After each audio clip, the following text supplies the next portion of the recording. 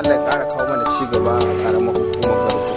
Muna godiya da irin wannan aiki ta fara aiki da Abba Ibrahim ya kawo wannan ƙaramar hukumar Garko. Mun gode. Ka ce ku kuke yi, ƙarfin kai ma akwai taka gudunmuwar kenan a ciki. A to tunda shugaban mu ya kaka duka mun zama ɗaya. Abba Ibrahim shi yake ran majalisar ƙaramar hukumar Garko. Shi yake wannan aiki kuma muna godiya da ayyukan da yake mana Allah kawo ci gaba da amfani. Ya wato Allah ya basi. Za mu so mu ji sunan malam. To sunana Sani Musa. Malam Sani, aiki a dafa ma da gyaran gada.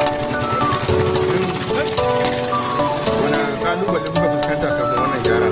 Gaskiya dai mu dai a karamar hukumar garkwanci muna fuskantar kalubale ba wai dan karami ba katoton kalubale. Duba dai da dukkan hanyoyin mu guda biyu ba wacce za ka zo ka wuce a cikin kwanciyar hankali. Duka wancan kan da aka dauko da shekara 3 kenan. Tun da aka rushe ta ba hada ta ba jama'a sun takura sannan wannan din ma da muke gani muke dan yin maleji muke dan wuce ita ma an zo an rushe ne wajen kwana 10 kenan. Har yanzu ba mu ga an zo ana ci gaba da aikin nan ba. To kuma ba ku ganin an tsaya ne domin a ƙara shiryawa domin a inganta muku ita da kyau? To in ka duba da yanzu kaga lokacin da damina ko ba gaskiya ba kuma guraren nan da muke da shi wannan hanyar ce kuma rage mana idan wannan hanyar misali ba za ka samu tukun da za ka wuce ba misali idan ba za a yi da gaggawa mai zai hana zuwa ban lokacin damina ya wuce a ruwa yi duk da ka duba ga gurin nan da yanzu ka zo masu wucewa dan Allah in ga gan duka za ka zuwa mashin ne ma amma wahala suke sha ban tana kuma maganar mota kaga mota ba dama da mota wuce kaga irin wannan abu kaga gaskiya fi saboda mu dai matsala ce a garin mu dai matsala ce gaskiya kuma wallahi wannan abun baye mana da ko ba gaskiya ba. To ai ko gashi an dauko ana gyara kuma gashi kana kokarin yin talentin.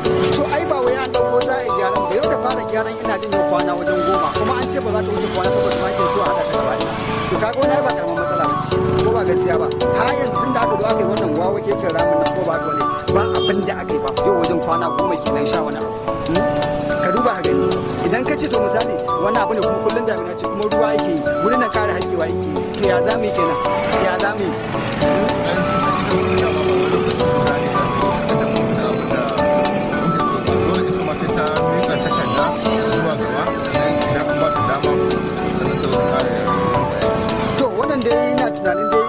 Gwamnati da aka zo aka ce an kawo kan aiki an fara ina ganin gwamnati ta amince to wannan matsala ce dan kwangila ko kuma a'a wanda ya samu aikin ne wani shi ne mu sani ba shi muke so dai mu sani dan Allah idan matsala ce daga dan kwangila dan Allah ya taimaka ya zo mu ci gaba da aikin nan idan ko wanda ya karɓo wanda shi ma dan Allah dan Allah su sau masa mara ya tsare samu a zuwa ga wannan aiki jama'a hankalin su kwanta ko ba gaskiya ba.